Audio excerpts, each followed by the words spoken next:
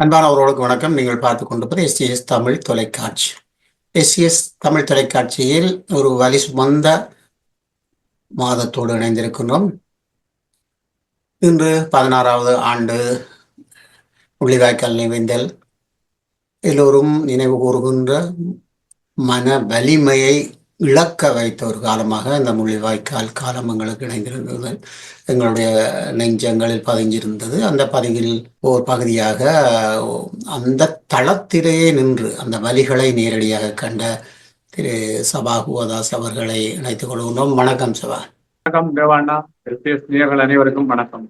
திரு சபா குவதாஸ் அவர்கள் டெலவின் யாழ் மாவட்ட அமைப்பாளராகவும், அது மட்டுமல்ல வடக்கு மாகாண சபையின் முன்னாள் உறுப்பினராகவும், அத்தோடு ஒரு வரலாற்று ஆசிரியராகவும் பல பணிகளை புரிந்து வருகின்றவர். இந்த முள்ளிவாய்க்கால் காலங்கள் அவர்களுக்கு கொடுக்கின்ற அந்த வலிகள் என்பது உண்மையிலேயே ஒரு மிக பாரிய வலிகளாக இருக்கின்றது. அந்த வகையிலே நீங்கள் அந்த களத்தில் அந்த தளத்தில் நின்று வந்தவர் என்ற ரீதியிலே அதை பற்றிய ஒரு தகவலோடு நாங்கள் மேலதிகமான விடயங்களை பேசிக்கொள்வோம். இந்த முள்ளிவாய்க்கால் பற்றிய விடயங்களை. முள்ளிவாய்க்கால் இனப்படுகொலை என்பது ஈழத்தமிழர் வரலாற்றில் மறக்க முடியாத ஒரு மன்னிக்க முடியாத ஒரு நிகழ்வு.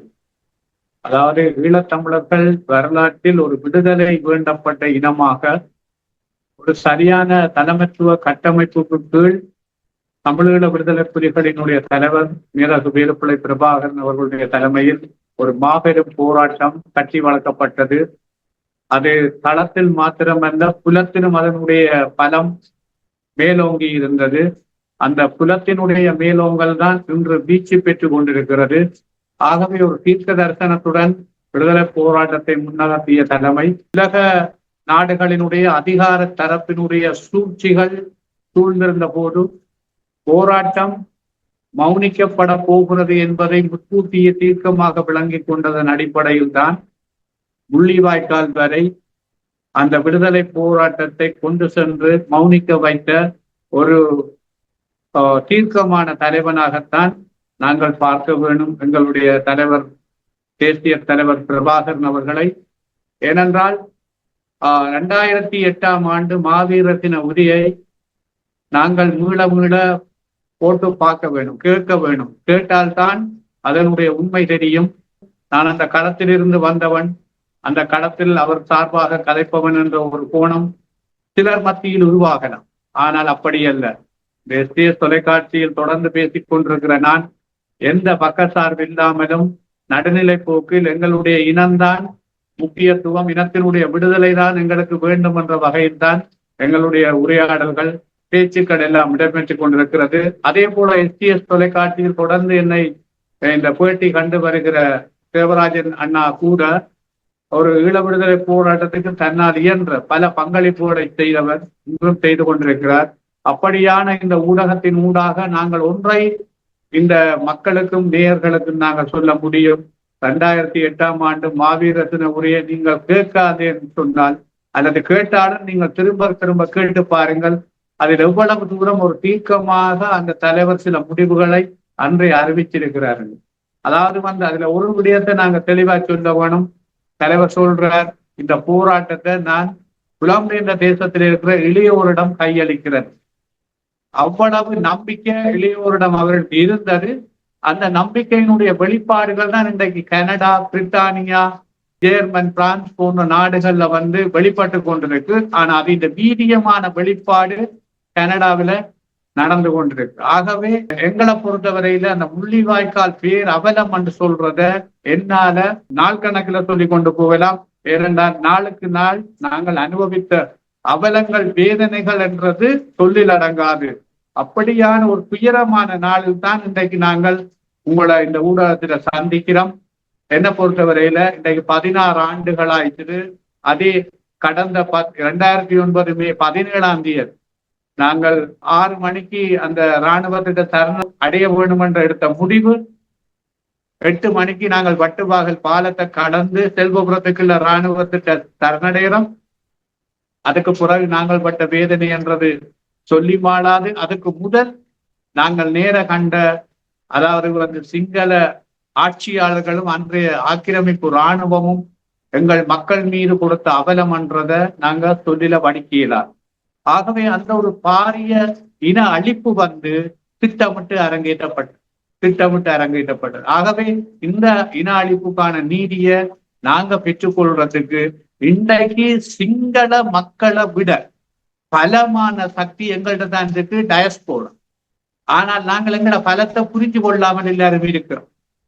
சில பேர் வேற சிந்தனை போக்கில் இருக்கிறோம். எல்லாரும் மனம் மாறி இன்றைக்கு கனேடிய தேசம் எப்படி எங்களுக்கு ஒரு சப்போர்ட்டா வந்திருக்கோ அதே போல எங்களுக்கு ஏனைய நாடுகளையும் எங்களுக்கு சார்பா மாத்த வேண்டும். இன்றைக்கு பிரித்தானிய பார்லிமெண்ட்டுக்குள்ள எங்களுக்கு ஒரு சாதகமான நிலைமை 2-3 நாட்களுக்கு முதல் அறிவிக்கப்பட்டு, அதாவது இந்த அரசாங்கம் பொறுப்பு கூறல்ல இருந்து விலகியலார் பாதிக்கப்பட்ட மக்களுக்கு என்ன நீதி கொடுக்க போய் என்ன செய்ய போயினோம்ன்றத இந்த அரசாங்கத்தை சரியா வழி நடத்த வேண்டும், அதுக்குரிய வகையில வழிப்படுத்த வேண்டும் என்றெல்லாம் அங்க பாராளுமன்ற உறுப்பினர்களால தீர்மானங்கள் எடுக்கப்பட்டது. ஆகவே இப்படியான மாற்றங்கள் தான் எங்களுக்கு இப்ப வேணும். எங்களுக்கு நாங்கள் தலைவர் சொல்ற 2ஆம் தலைமுறை வந்து ராஜேந்திர ரீதியாக இந்த போராட்டத்தை இந்த விடுதலையை வென்றெடுக்க வேண்டும். ஏனென்றால் ஆயுத போராட்டத்தினுடைய வேலை அங்க முடிஞ்சுதான் அவர் சொல்ற. ஆயுத போராட்டத்துக்கான வேலை திட்டத்தை அங்க நாங்க முடிச்சிட்டோம். ஏனென்றால் அந்த ஆயுத போராட்டம் தான் இன்றைக்கு உலகத்திலே எங்களோட போராட்டத்தை பேசு பொருளா கொண்டு வந்தது. அது மாத்திரமல்ல, நாங்க விடுதலை போராட்டத்துல ஆயுதத்தால சாதிச்சதை நினைச்சு பார்க்க முடியாது. நாங்கள் ஆயுதத்தால சாதிச்சிருப்போம், சாதிக்காம தடுத்தது யாருன்றது எல்லாருக்கும் தெரியும். உலக அதிகார வர்க்கம் நாங்கள் ஆயுதத்தால விடுதலையை சாதிச்சிருவோம் என்ற ஒரு பயன்தான் அங்க கடைசியா வந்து எங்களை எல்லாரும் திட்டமிட்டு நசுக்கினவன். இந்த உண்மையை எல்லாரும் எங்கட இளைய தலைமுறைக்கு விதைக்க வேணும், கொடுத்தாத்தான் எங்கட இளைய தலைமுறை மனச்சோர்வடையாமல் பற்றுறுதியோட ராஜதந்திர ரீதியான விடுதலைக்கு அணி சேர்ப்பார்கள், வலு சேர்ப்பார்கள். இன்னைக்கு கனடாவில இனப்படுகொலை வாரம் என்று கொண்டு வந்து மாநில ரீதியாக இன்னைக்கு நான் நினைக்கிறேன் மாநிலங்களவை உறுப்பினர் விஜய் தண்டியாசலம் அவருடைய அந்த முயற்சியால தான் அந்த ஏற்பாடு அங்கு வந்தது. இனப்படுகொலை வாரம் என்று கொண்டு வந்து அந்த இனப்படுகொலை நடந்த கல்வியை மாணவர்களுக்கு போதிக்கிற அளவுக்கு அந்த நாட்டில திட்டத்தை கொண்டு வந்திருக்கிறார்கள். அதை விட ஒவ்வொரு நகரசபை மாநகர சபைகள்ல இனப்படுகொலை தீர்மானங்கள் நிறைவேற்றி இருக்கிறார்கள். இன்னைக்கு பிரம்டன் நகரசபையில அந்த நகரசபை முதல்வர் இந்த பேச்சை கேட்கிற போது ஒவ்வொரு தமிழனும் அவனுடைய தன்மான உணர்வையும் தட்டி விடுற மாதிரி. இப்பொழுது இலங்கை அரசுக்கு ஐக்கிய நாடுகள் சபையிலிருந்து பலரும் அழுத்தங்களை கொடுக்கின்றார்கள், இன அழைப்பு நடைபெற்றது என்று சொல்லி. ஆனால் இந்த முள்ளிவாய்க்கால் நினைவுத்தூர்வி ஏர்மல்லம் பல ஆண்டுகளுக்கு முன் அமைக்கப்பட்டது. அப்பொழுதும் சில சலசலப்பு ஏற்பட்டது. இப்பொழுது கனடாவில் அமைக்கப்பட்ட போதும் சிலர் பதட்டப்படுகின்றார்கள். முன்னின்று அப்படி ஒன்று நடக்கவில்லை என்று சொல்லி முழு பூசணிக்காயை புதைப்பது போல கூறுகின்றார்கள். நாமல் ராஜபக்சவின் குடும்பங்கள் எல்லாம் சேர்ந்து அழித்ததன் காரணமாகத்தான் இந்த மாவீரர்களின் தியாகத்தின் அந்த உருவாக இவர்கள் எல்லாம் இந்த ஆட்சியை விட்டு ஓடும் அளவுக்கு கூட வந்திருக்கின்றது. அப்படி இருக்கும்போது இந்த முள்ளிவாய்க்கால் நினைவு தூவியை அங்கே அமைத்ததற்கு இவர்களுக்கு என்ன பிரச்சனை இருப்பதாக துள்ளி குதிக்கின்றார்கள் இலங்கை அரசாங்கம். அருமையான விஷயம். இந்த விடயத்துலதான் எங்கட ஈழத்தமிழர்களும் புலம்பெயர்ந்த தமிழர்களும் ஒன்றை சிந்திக்கணும். இன்றைக்கு சிங்கள ஆட்சியாளர்கள் எவர் ஆட்சியில இருந்தாலும் இந்த இனப்படுகொலை விவகாரம் என்று வரைக்க அவங்க ஆழ்ந்தரப்பு இருதரப்புதான் ஒன்றாத்தான் சேர்றாங்க. ஒன்றா சேர்ந்து அதை எதிர்க்கிறாங்க. அது அப்படி நடக்க இல்லை, அதை ஏற்றுக்கொள்ள இயலாது அந்த வகையில் அவங்க திடமாக உறுதியாக நிற்கிறாங்க. இதுலதான் எங்களோட ஈழத்தமிழர்களும் புலம்பெயர்ந்த தமிழர்களும் ஒன்றுபட வேண்டும். இது ஒரு நல்ல ஒரு எக்ஸாம்பிள், நல்ல ஒரு முன்னுதாரணம். நாங்கள் இந்த விடயத்துல ஒன்றுபட வேண்டும். என்ன பொறுத்தவரையில இந்த கனேடிய அரசாங்கம் இந்த செய்த முயற்சிக்கு நான் உடனடியாக பகிரங்கமா ஊடகங்கள்ல நன்றி தெரிவிச்சேன். அதுக்கு பிறகு பலர் தெரிவிச்சிருக்கிறார்கள். கட்டாயம் தெரிவிக்க வேண்டும். ஏனென்று சொன்னால் இது எங்களுக்கு கிடைச்ச ஒரு பெரிய அங்கீகாரம். இது சாதாரண விடயம் அல்ல. மனித உரிமை பேரவையில் ஒரு முக்கியமான நாடு கனடா. அது மாத்திரமல்ல, ஈழத்தமிழர்கள்ல பெரும்பான்மையான மக்கள் கனடாவில தான் தஞ்சம் பூண்டிருக்கிறது. ஆகவே அங்க கிடைச்சிருக்கிற அங்கீகாரம்ன்றது எங்களுக்கு ஒரு மிகப்பெரிய அங்கீகாரமாகத்தான் நாங்க பார்க்க. இன்னைக்கு தமிழ்நாட்டில் எப்படி முள்ளிவாய்க்கால் நினைவு முற்றம் அமைக்கப்பட்டதோ அதுக்கு பிறகு இப்படி ஒரு பெரிய தூவி ஒன்று, அதாவது நினைவு சின்னம் ஒன்று அமைக்கப்பட்டிருக்க. அந்த நினைவு சின்னத்தின் அமைப்பு முறையே பலரை சிந்திக்க வைக்கும், பலரை சிந்திக்க வைக்கும். அப்படியான ஒரு வடிவமைப்பில அது அந்த நினைவகம் திறக்கப்பட்டிருக்கு. பிரம்டன் நகரசபை மேயர் வந்து சொன்ன வசனம் ஒன்றுக்கு தானே, அதாவது இனப்படுகொலை நடக்கல என்று சொல்றவன் யாரா இருந்தா உடனே கொழும்பு வைப்போம். இது தமிழாக்களுக்கு சொல்ல இல்ல, இது சிங்களவனுக்கு தான் சொன்ன. அங்க எதிர கதைச்ச சிங்களவன் தொங்கின சிங்களவனுக்கு தான் சொன்னது. அந்த வாய்ச்சொல்லு வரலாறுல முக்கியமானது. இந்த விஷயத்தை நாங்க விட்டுடக்கூடாது.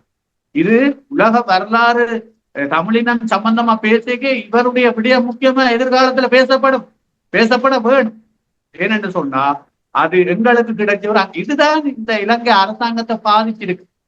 இந்த அனுர அரசாங்கம் நல்லா நடிச்சு கொண்டிருந்தவர், அதாவது வேஷம் போட்டு தாங்கள் ஜேவிபி இல்ல, தாங்கள் என்பிபி, தாங்கள் இப்போ ஒரு புனிதர்கள் மாதிரி நடிச்சு கொண்டிருந்தவை. ஆனா துவக்கத்தில இருந்து எஸ்டிஎஸ் தொலைக்காட்சியில நான் சொல்லிக் கொண்டிருந்தேன், சித்திர மாதம் மட்டும் போறோம், அதுக்கு பிறகு நாங்கள் பார்ப்போம் வகையினுடைய வேஷம் எப்படி என்று.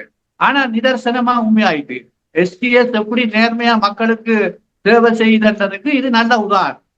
ஆகவே இந்த விடயத்தின் ஊடாக வெளிவிவகார அமைச்சர் விஜித கேரத் உடனடியா இலங்கைக்கான கனேடிய தூதுவரை போய் கூப்பிட்டு சந்திச்சு சொல்லி இருக்கிறார் என்னண்டா, அதாவது இனப்படுகொலை ஒன்று நடக்கிறது. அது மாத்திரமல்ல, இனப்படுகொலை நடந்ததுக்கான விசாரணைய உள்ளக பொறிமுறையிலோ சர்வதேச பொறிமுறையிலோ விசாரிக்கிறதுக்கு எந்த ஆதாரமும் இல்லை. இது ஒரு கட்டுக்கதை என்று சொல்லி இருக்கிறார். ஆகவே இது அந்த கனேடிய நகரசபை மேயர் தமிழ் மக்கள் இந்த வாக்குகளால வெல்றதுக்கு போட்ட நாடகம் என்று சொல்றேன். அப்ப இப்படி இல்லாம எப்படி அவருடைய வேஷம் கலைஞ்சிருக்குன்னு பாருங்க. இந்த கதைகளின் கூட அதாவது இனப்படுகொலை நடந்தது ஒரு கட்டுக்கதை என்று சொல்ற அளவுக்கு வந்திருக்கிறாங்கண்டா, இவங்களை விட மோசமான ஆட்சியாளர்கள் இலங்கையில யார் இருக்கு? இது ஒவ்வொரு தமிழ் மக்களும் சிந்திக்கோம். நாங்கள் ஒரு விடுதலையை வேண்டி போராடின இனம், நாங்கள் இந்த விடுதலைக்கு கொடுத்திருக்கிற உயிர் தியாகத்துக்கு அப்பால் நாங்கள் ஈழமண்ணில விதைச்சிருக்கிற ரத்தம் என்றது எங்கட தமிழர் தாயகத்தில கிட்டத்தட்ட 190% நிலப்பரப்பில எங்கட இளைஞர்கள், யுவதிகள், மக்களின் ரத்தமும் சதைகளும் தான் கலந்து கிடக்கு. அப்படியான மண்ணில உணர்வுள்ள தமிழர்களாக நாங்க வாழ்றோம். எங்களை நீங்கள் பயங்கரவாத தடை சட்டம், இராணுவம், கடற்படை, விமானப்படை எல்லாவற்றையும் வச்சு ஒரு திறந்தவளை சிறைச்சாலைகள் அடைச்சு வச்சு கொண்டு நீங்கள் இப்ப தேர்தல் வெல்றதுக்காக நாங்கள் ஏதோ தமிழ் மக்கள் மீது பாசம் கொண்டவர்கள் போல இங்க செட் பண்ணி அம்மா மேல கட்டி பிடிச்சு கொஞ்சி அவர்களுக்கு தடவி இவர்களை கொஞ்சி இல்ல நாடகம் போட்டுட்டு இப்போ வெளிநாட்டில ஒரு நினைவகம் திறந்துட்டாங்க. அந்த நாட்டு நகரசபை அதை செய்திருக்கிற இன்னைக்கு பிரம்டன் நாட்டு நகரசபையில அந்த நகரசபை தலைவற்ற கட்சி மாத்திரமல்ல, எல்லா கட்சியும் அதை சேர்ந்து செய்திருக்கிறாங்க. அதான் அங்க இருக்கிற எங்களுக்கு ஒரு சாதகமான தன்மை. எல்லா கட்சியும் எதிர்கட்சியெல்லாம் சேர்ந்துதான் அதை செய்திருக்குது. ஆகவே இது வாக்கு வங்கின்னு சொல்றது ஒரு அப்பட்டமான கொச்சப்படுத்தல் விவகாரம். இதை ஏற்றுக்கொள்ளலாம். இதை வன்மையா நாங்கள் கண்டிக்க வேணும். இதை வெளிநாட்டுல இருக்கிற அத்தனை பேரும் கண்டிக்க வேணும். இது வாக்கு நோக்கத்துக்காக இல்ல. எங்கட தமிழ் மக்களின் உணர்வுகளையும் அவர்கள் பாதிக்கப்பட்ட மக்களினுடைய நீதி கிடைக்க வேண்டும் என்ற வகையிலும் அவர்கள் செய்த ஒரு தியாகமான ஒரு செயற்பாடு. ஆகவே இதை கொச்சப்படுத்துறதை நாங்கள் வன்மையா கண்டிக்க வேண்டும். ஆகவே இப்படி நடிச்சவ இன்றைக்கு தங்களோட சுயமுகத்தை காட்டியிருக்கிறோம். இந்த புலம்பெயர்ந்த தேசத்தில் இருக்கிற கொஞ்சம் பேர் என்பிபி அனுரா என்று சிந்திக்கிறாங்க. கொஞ்சம் யோசியுங்கோ. நீங்கள் முன்னுக்கு எங்கட விடுதலை போராட்ட நேசித்த நீங்கள் தான் துரதிருஷ்டவசமாக இவர்கள் இந்த பக்கம் போனீங்கள். இனியாவது சிந்திச்சு அவர்களை தமிழர் தாயகத்திலிருந்து அப்புறப்படுத்தவும் முற்றாக தமிழர் தாயகத்திலிருந்து என்பிபியை கலைக்கணும், கழுவி ஊத்தணும், வெளியில கலைக்காட்டி எங்களுக்கு கடந்த கால ஆட்சியாளர்களை விட ஆபத்தானவர்கள், எங்களை படுகொலை செய்த ராஜபக்சர்களை விட இவங்க தான் ஆபத்தானவர்கள். அவங்கள் தான் படுகொலை செய்தார்கள் என்றாலும் பார்த்தா இவங்கள் ஒன்றுமே இல்லை, எல்லாம் கட்டுக்கதை என்று சொல்ற அளவுக்கு வந்திருக்கிறாங்க. உண்மை. இந்த பக்கத்தில் நாங்கள் பார்க்கும்போது வரும்போது நீங்கள் முன்பு கூறியது போல நீங்கள் அரசியல் களத்தில் இதை பற்றி ஏற்கனவே கூறியிருக்கின்றீர்கள். சிறு மாதங்கள் பொறுத்து கொள்வோம், அதன் பின் இதை இவர்களுடைய முகங்கள் தெரியும் என்று சொல்லி. ஆனால் உண்மைதான். ஏனென்று சொன்னால் இந்த தூவி அமைப்பின் மூலம் இவர்களுடைய உண்மையான அப்பட்டமான முகப்பக்கம் தெரிந்திருக்கின்றது. வரும்போது கூறிக்கொண்டு வந்தார்கள், தமிழர்களுக்கும் சிங்களவர்களுக்கும் சமத்துவமான வாழ்வுரிமை கிடைக்கும், நாங்கள் முறையான முறையில் வாழ வைப்போம் என்று சொல்லி தமிழர்களுக்கு ஒரு மகிழ்வான செய்தியை சொல்வது போல கூறிக்கொண்டு வந்தவர்கள் இன்று நடக்கின்ற, அதுவும் இந்த தூவியின் பக்கம் நடக்கின்ற விடயத்தை பார்க்கின்ற பொழுது கண்மூடிக்கொண்டு இல்லை இங்கே எங்களுடைய மக்களை கொல்லவில்லை என்று கூற வருவது என்பது தமிழ் மக்கள் உண்மையிலேயே இந்த இடங்களில் உணர்வுபூர்வமாக எழுந்து நின்று நீங்கள் கூறுவது போல எங்களுடைய தாயக பரப்பை நாங்கள் இப்படி கொண்டு செல்ல வேண்டும் அல்லது இணைந்து நிற்க வேண்டும் என்ற விடயத்தில் உண்மையிலேயே இதில் சிறப்பாக இருக்க வேண்டும் என்பது உண்மையான விடயம். அந்த வகையில் நாங்கள் இன்னொரு பக்கமாக பார்ப்போமாக இருந்தால் மீண்டும் சுமந்திரன் அவர்களின் பக்கம் இன்னொரு பரிமாணத்தை தொடுகின்றது. இவர் இருக்க வேண்டுமா இல்லது போக வேண்டுமா என்பதை மக்கள் தான் தீர்மானிக்க வேண்டும். இன்று இருக்கின்ற இத்தனை சூழ்ச்சிகளில் மத்தியிலும் இவ்வளவு தூரம் இளையோர்கள் ஒன்றிணைந்து பல நாடுகளில் தூவிகளை அமைத்திருக்கின்றார்கள், முள்ளிவாய்க்கால் தூவிகளை. ஆனாலும் சுமந்திரன் தான் நினைத்ததை செய்ய வேண்டும் என்று இருப்பது எங்களுடைய ஈழத்தமிழர்களின் அரசியல் வாழ்க்கைக்கு எவ்வளமான துரோகத்தை சுமந்திரன் விளைவிக்கின்றார் இந்த முள்ளிவாய்க்கால் காலப்பகுதியிலே. நாங்கள் அதை கேட்கக்கூடியதாக காதுகளில். உண்மையாக சுமந்திரன் அவர்கள் பாராளுமன்ற உறுப்பினராக இருந்த காலத்தில், கடந்த காலங்களில் நல்ல சந்தர்ப்பங்களை எல்லாம் தவிடுபொடியாக்கிய ஒரு நபராகத்தான் நாங்கள் பல சந்தர்ப்பங்களில் பார்த்திருக்கிறோம். ஒன்று, இவர் முதலாக சொன்னது சர்வதேச விசாரணை முடிந்து விட்டது என்று சொன்னார். இனப்படுகொலை என்று நிரூபிக்க முடியாது என்று சொன்னார். அது மாத்திரமல்ல, விடுதலை புலிகள் தொடர்பாக பல்வேறு விமர்சனங்களை முன்வைத்தார். குறிப்பாக வடக்கில் இருந்து முஸ்லீம்கள் வெளியேற்றப்பட்டது, அதுவும் ஒரு இன சுத்திகரிப்பு என்று சொல்லி ஒரு பொய் குற்றச்சாட்டை வைத்தார். அது மாத்திரமல்ல, பலவந்தமாக விடுதலை புலிகள் ராணுவத்திற்கு படைகளுக்கு ஆட்களை சேர்த்தார்கள் என்ற ஒரு குற்றச்சாட்டை ஐநாவில் போய் வைத்தார். அது மாத்திரமல்ல, அவருடைய செயற்பாட்டில் மிக முக்கியமான செயற்பாடு, தான் வன்முறையை விரும்பவில்லை, அதனால் இந்த விடுதலை ஆயுத போராட்டத்தை தான் ஏற்றுக்கொள்ளவில்லை என்று பாராளுமன்ற உறுப்பினராக இருக்கிற போது சொன்னேன். இவ்வளவு விடயங்களும் உண்மையிலேயே அப்பட்டமாக எங்களுக்கு எதிராக அவர் செய்த செயற்பாடுகள். அது மாத்திரமல்ல, நல்லாட்சி அரசாங்க காலத்தில் ஐக்கிய நாடுகள் மனித உரிமை பேரவையில் ஒரு கலப்பு பொறிமுறை மூலம் இந்த விசாரணை செய்யப்பட வேண்டும் என்ற தீர்மானம் கொண்டு வரப்பட்ட போது அதனை நீர்த்து போகச் செய்வதற்கு அன்றைய ரணில் விக்ரமசிங்க அரசாங்கத்துடன் இணைந்து கால நீடிப்பை பெற்றுக் கொடுப்பதில் மறைந்த சம்பந்தனும் சுமந்திரன் அவர்களும் துணை நின்றார்கள் என்பது உலகத்தில் எல்லோருக்கும் தெரியும். அதற்குள் தமிழரசு கட்சிக்குள் 2 பிரிவாக செயற்பட்டதும் எல்லோருக்கும் தெரியும். இன்று தமிழரசு கட்சியில் ஒரு பிரிவு சொல்கிறது, சுமந்திரன் அவர்கள் கடந்த தேர்தல்களில் தோற்றவர்கள் இனி தேர்தலில் பங்கு பெற்றக்கூடாது என்ற வகையில் பலரை ஓரங்கட்டி இருந்தார். ஆனால் இன்று தான் தேர்தலில் தோல்வியுற்ற பிறகு மீண்டும் தேர்தலில் களமிறங்குவதற்கு அவர் போட்டி போட்டு கட்சியில் முனைப்பாக செயற்பட தொழில்பட்டிருக்கிறார் என்ற குற்றச்சாட்டுகள் எல்லாம் முன்வைக்கப்படுகிறது.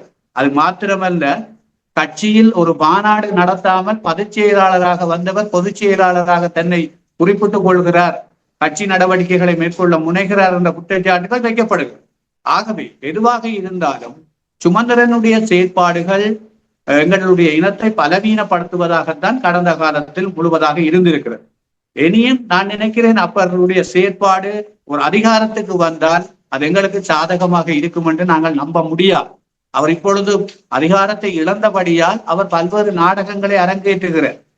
இன்றைக்கு அதாவது முள்ளிவாய்க்கால் கஞ்சியை குடிக்கிறார், முள்ளிவாய்க்காலுக்கு போய் அங்கு அஞ்சலி செலுத்துகிறார்.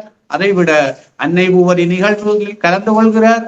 அதை விட அதாவது போராட்டங்கள் நடத்த வேணும், போராட்டங்களுக்கு மக்கள் அறைகூவல் விட்டுக் கொண்டிருக்கிறார். இப்படியான செயற்பாடுகள் எல்லாம் அவர்கள் நினைக்கிறார்கள் இப்பொழுதுதான் அதிகாரத்துக்கு வர வேண்டும் என்றால் இந்த விஷயங்களை கையில் எடுத்தால்தான் அதிகாரத்துக்கு வரலாம் என்று அவர்கள் சிந்திக்கிறார். ஆனால் மக்களும் கட்சி, அந்த தமிழரசு கட்சியினுடைய ஏனைய அங்கத்தவர்களும் யோசிக்க வேண்டும். தொடர்ந்து அதிகாரத்தை எடுப்பதற்காக மக்களினுடைய அவலங்களை பாவித்து விட்டு தங்களுடைய சுபபோகங்களை பெற்றுக் கொள்ளுகிற போது எதிர்த்தரப்பை தப்பித்து விடுவதற்கான இந்த சூட்சும நாடகத்தை இனியும் நடத்தக்கூடாது. இனியும் நீங்கள் நடத்தாதீங்கோ. ஏனென்றால் எங்களோட மக்கள் அப்படி பாதிக்கப்பட்டு சீரழிஞ்சு போயிருக்கிறோம். ஆகவே நாங்கள் ஒரு கட்டமைக்கப்பட்ட ஒரு தேசிய இனமாக மீளெழுவதற்கு, அடுத்த தலைமுறை பலமாக நிற்கிறதுக்கு இப்படியான தடம்புரல்வாளர்களும் கூத்தாடிகளும் வேண்டாம். இவர்கள் இருக்கிறது என்று சொன்னால் என்ன பொறுத்தவரையில பிள்ளைகளை மன்னித்து சரியான முறையில பயணிக்கக்கூடியவர்கள் பயணிக்கலாம். ஆனால் சுமந்திரன் போன்ற ஆட்களை என்ன பொறுத்தவரையில நம்புறது மிக கடினம். ஏனென்று சொன்னால் அவர்கள் சொல்வது ஒன்று, செய்வது இன்னொன்று. ஆகவே அவர்கள் அப்படித்தான் நடந்து கொள்வார்கள். இது ஒரு ஆபத்தான நிலைமை. ஏவிபி எப்படி ஆரம்பத்தில் நடிச்சு கொண்டு வந்து இப்போ உண்மைமோத காட்டுதோ அத மாதிரிதான் சுமந்திரனும் இப்ப நடிக்கிறார். பதவி போய் சென்று இந்த பதவிக்கு வந்தா இதுக்கு எதிர்மாறாகத்தான் முதல் செயற்பட்ட மாதிரி செயற்படும். தாயகத்தில் இந்த முள்ளிவாய்க்கால் இந்த 16வது ஆண்டு நிகழ்வுகள் வண்ணம் முன்னெடுக்கப்படுகின்றது. தாயகத்தில் வளமை போன்று வளமையாக பல எதிர்ப்புகள் இருக்கும். இப்பொழுது எதிர்ப்புகள் சில இடங்களில் இருந்து கொண்டுதான் இருக்கிறது. சில இடங்களில் கஞ்சி கொடுக்கிற போது போலீஸ் கான்ஸ்டபிள் போன்றோர் அங்கு சில முரண்பாடுகளை உருவாக்குவதாகவும் சில இடங்களில் செய்திகள் வந்து கொண்டிருக்கிறது. ஆனால் மக்களை பொறுத்தவரையில் பல்வேறு இடங்களில் அரசியல் கட்சிகளும் சரி, தன்னார்வ அமைப்புகளும் சரி, புலம்பெயர்ந்தாக்களினுடைய உறவுகளும் சரி, புலம்பெயர்ந்த அமைப்புகளினுடைய கட்டமைப்புகளும் சரி இங்கு பெருமளவு செய்து கொண்டிருக்கிறார்கள். அந்த முள்ளிவாய்க்கால் நினைவு வாரத்தில் இந்த கஞ்சி கொடுக்கின்ற செயற்பாடுகள் பல்வேறு இடங்களில் இடம்பெறுகிறது. அதைவிட இந்த பாதிக்கப்பட்ட மக்களுக்கு உதவி செய்கின்ற செயல் திட்டங்கள் நடைபெற்றுக் கொண்டிருக்கிறது. 18ஆம் தேதி எல்லா இடங்களிலும் பரவலாக அந்த நினைவேந்தல்கள் நடக்கும். அது பழமை போன்று செயற்படுவதை நாங்கள் பார்க்கக்கூடியதாக இருக்கு. இந்த ஆண்டில் தடைகள் ஏதாவது ஏற்படக்கூடிய சாத்தியக்கூறுகள் இதுவரை அரசாங்கத்தால் அறிவிக்கப்பட்டிருக்கின்றதா? ஒரு சில இடங்களில் சின்ன போலீசாருடைய முரண்பாடுகள் அப்படி இருந்து கொண்டிருக்கு. ஆனா கண்காணிப்பு நடந்து கொண்டிருக்கு. வீடியோ எடுக்கிறது, படம் எடுக்கிறது, அப்படியான புலனாய்வாளர்களுடைய பேர நடந்து கொண்டுதான் இருக்கு. அது இல்லையென்று இல்லை. அது அந்த தொடர்ச்சி இருந்து கொண்டிருக்கு. சில வேளை நிகழ்வுகள் முடிஞ்சாலும் வேற வடிவங்கள்ல விசாரணைகளுக்கு ஆட்கள் கூப்பிடப்படலாம். அப்படி நடந்து கொண்டிருக்கு அந்த செயற்பாடு. இந்த அரசியல்வாதிகள் என்பவர்கள் மக்களின் வலிகளை போக்குபவர்களாக இருக்க வேண்டும். அவர்கள் இணைந்து செயலாற்ற வேண்டும் என்று நீங்களும் நாங்களும் பல முறை அரசியல் களத்தில் இதை பற்றி கதைத்திருக்கின்றோம். ஆனாலும் இன்று இப்பொழுது நடந்து முடிந்த தேர்தலின் விடயத்தில் பலர் ஒன்றிணைய முயற்சிகள் செய்கின்றார்கள். சிலர் அதை தடுப்பவர்களாகவும் அதில் ஏறி பயணம் செய்பவர்களாகவும் இருக்கின்றார்கள். இதை நீங்கள் ஒரு அரசியல் நோக்கராகவும் ஒரு விடுதலை பாதையில் இறுதி யுத்தத்தில் இருந்து மீண்டு வந்தவராகவும் நீங்கள் இதை எந்த கோணத்தில் இதை பார்க்கின்றீர்கள்? இதை எப்படி செயற்படுத்த வேண்டும் என்று நீங்கள் கருதுகின்றீர்கள்? அருமையான கேள்வி. என்னை பொறுத்தவரையில நான் இந்த தேர்தல் நடக்கிறதுக்கு முதல் STSல ஒரு பேட்டி கொடுத்தேன்னா அதுல சொன்னேன், நீங்கள் தமிழ் தேசிய கட்சிகளுக்கு வாக்களிக்க சொல்லுங்க, டயஸ்போரால இருக்கிறார்கள் எல்லாருக்கும் சொன்னேன். ஆனால் அது அதை போல இல்ல. பெரும்பாலான ஆட்கள் தமிழ் தேசிய கட்சிகளுக்கு வாக்களிக்க சொல்லுங்கன்றுதான் அறைகூவல் கொடுத்தவ. அதுக்கான அந்த விளைவை நாங்கள் பெற்றிருக்கிறோம். அதாவது NPP எதிர்பார்த்த அளவுக்கு மிக மோசமான பின்னடைவை அங்க சந்திச்சிருக்குது. தமிழ் தேசிய கட்சிகளுக்கு தான் பரவலாக வாக்கு விழுந்திருக்குது. இதுல இப்ப இந்த தேர்தல் முறைமை இந்த பலவீனம் யாரும் பெரும்பான்மை எடுக்க முடியாத ஒரு சூழல் வந்திருக்குது. ஆனாலும் இங்கு ஆட்சி அமைக்கிறதுக்கு ஒவ்வொரு பிரதேச சபைகளாக இருக்கலாம், மாநகர சபை மற்றும் நகர சபைகளாக இருக்கலாம், வடக்கு கிழக்கில தமிழ் தேசிய கட்சிகள் இணைந்தே ஒவ்வொரு சபைகளையும் அமைச்சுக் கொள்ளணும். ஆனால் அதுக்குரிய பேச்சுவார்த்தைகள் ஒன்று தமிழரசு கட்சியுடனும் மற்றது அகில இலங்கை தமிழ் காங்கிரசுடனும். இதற்கு 2 பகுதியும் இணைச்சு பயணிக்கக்கூடிய ஆட்சி அமைக்கக்கூடிய பலம் ஜனநாயக தமிழ் தேசிய கூட்டணியிடம், சங்கு சின்னத்தில் இருக்கிற ஜனநாயக தமிழ் தேசிய கூட்டணியிடம் தான் பெரும்பாலான சபைகளில் இருக்கிறது. அதனால் இந்த சங்கு கூட்டணியுடன் சைக்கிள் கட்சியும் வீட்டு கட்சியும் பேச்சுவார்த்தைகள் செய்திருக்கிறார்கள். அவர்கள் எவ்வளவு தூரம் இயன்றளவு சில விட்டுக் கொடுப்புகளை கொடுத்து ஆட்சி அமைக்க முயற்சிக்கிறார்களோ அதுதான் எங்களுடைய இனத்தின் வெற்றி. அதை விடுத்து பரட்டுத்தனமான பிடிவாதங்களையும் சில முரண்டு பிடிக்கிற தனங்களையும் நாங்கள் வச்சு கொண்டிருந்தால் நாங்கள் இனத்தை பாதுகாப்பீர்கள். இதுல தலைமைகளின் கௌரவ பிரச்சனைக்காக நாங்கள் இனத்தை மேலும் பலவீனப்படுத்தலாம். எல்லா கட்சிகளுக்கும் நல்ல பாடம் மக்கள் படிப்பிச்சிருக்கிறோம். அதையெல்லாம் சிந்திக்கணும். இன்றைக்கு இலங்கை தமிழரசு கட்சி கூடுதலான வட்டாரங்கள வாக்குகளை பெற்றாலும் அவர்களுக்கு கடந்த காலத்தை விட பெரிய பின்னடைவு தான். ஏனென்று சொன்னால் அவர்கள் இந்த கூட்டமைப்பு என்ற கட்டமைப்பை உடைச்சதால் ஏற்பட்ட பலவீனம் தான் அவை. அதை அவர்கள் உணர்ந்திருக்கிறார்கள். சுமந்திரனும் CVK சிவஞானமும் சங்க கூட்டணியோட பேச்சுவார்த்தை செய்யல அதை வெளிப்படுத்தி இருக்கிறார். அதுக்கான தரவு ரீதியான ஆதாரங்களையும் எங்களால் சொல்ல இயலும்.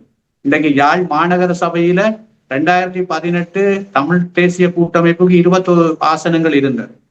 இன்றைக்கு அது மிக பலவீனம் அடைஞ்சு உடைந்ததால கிட்டத்தட்ட 13 ஆசனங்கள் தமிழரசு கட்சிக்கும் ஜனநாயக தமிழ் தேசிய கூட்டணிக்கு 4 ஆசனங்களும் 17 ஆசனங்கள் தான் கிடைக்க பெற்றிருக்கிறது. இதே கூட்டணி இருக்க 21 ஆசனங்களை எடுத்த கூட்டணி இன்றைக்கு 2 உடைஞ்சதால 17 ஆசனங்கள் தான் கிடைச்சிருக்கு.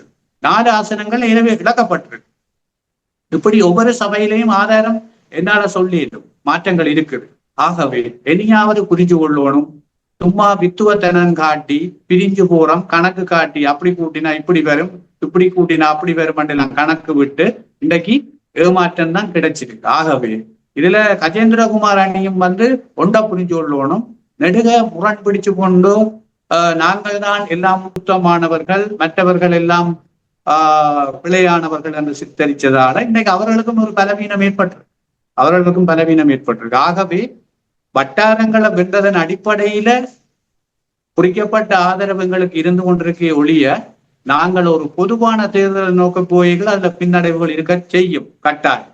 ஆனால் இந்த சந்தர்ப்பத்தை சரியா பயன்படுத்தினால் எதிர்வார தேர்தல்ல சிங்கள பெரும்பான்மை கட்சிகளை அப்புறப்படுத்தணும், இல்லாம செய்யணும்.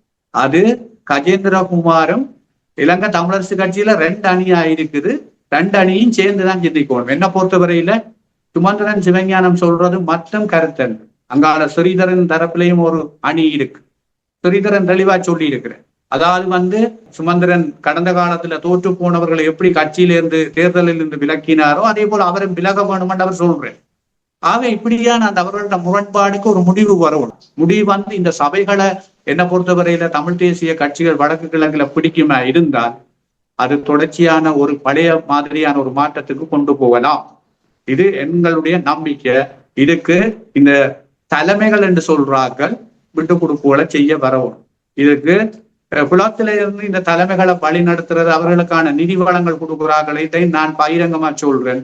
நீங்கள் அவைகளை வழிபடுத்தும். உங்களோட நிதி பிள்ளையான பாதைக்கு போய் இனம் பலவீனப்படக்கூடாது.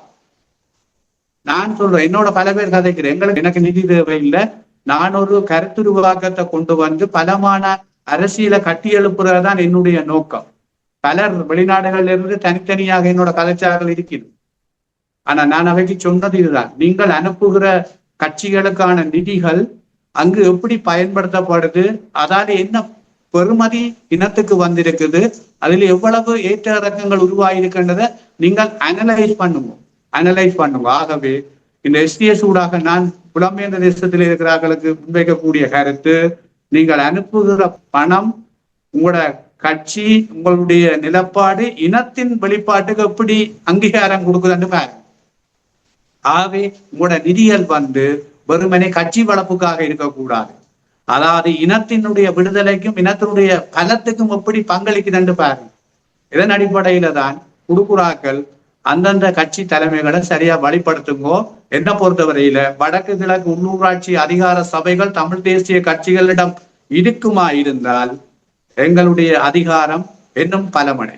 உண்மையிலேயே பல விடயங்களை நாங்கள் கதைத்திருந்தாலும் இந்த முள்ளிவாய்க்கால் காலத்திலே தான் இப்படியான ஒரு சிக்கலும் ஏற்பட்டிருக்கின்றது தமிழ் அரசியல் கட்சிகளிடையே. இந்த காலங்கள் எப்படி இவர்களுக்கு கிடைக்கப்பெற்றது, எப்படி மக்கள் இவர்களுக்கான தமிழ் தேசியத்தின் பால் என்று வாக்களித்தார்கள் என்பதையெல்லாம் உணர வேண்டிய காலமும் வந்திருக்கின்றது. அதுபோன்று முள்ளிவாய்க்கால் காலப்பகுதி என்பது இந்த உணர்வுபூர்வமான இந்த காலத்திலே இவர்கள் என்ன செயற்படுத்த போகின்றார்கள் என்பதை, இந்த உயிரை தாய் மண்ணுக்காக அழிவில் கொடுத்தவர்களின் அந்த ஆதங்கத்துக்கு இவர்களுடைய செயற்பாடு எப்படி இருக்க போகுது என்பதை பொறுத்திருந்துதான் பார்க்க வேண்டியதாக இருக்கின்றது.